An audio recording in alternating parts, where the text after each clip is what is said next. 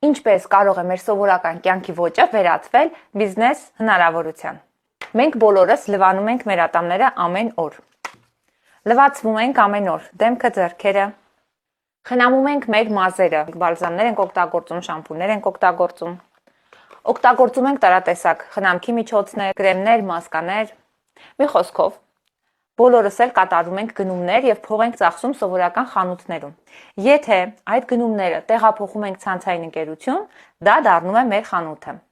Եվ այստեղ ունենում ենք բազմաթիվ առավելություններ։ Օգտվելու համար արդեն իսկ ստանում ենք շատ առավելություններ եւ տոկոսներ։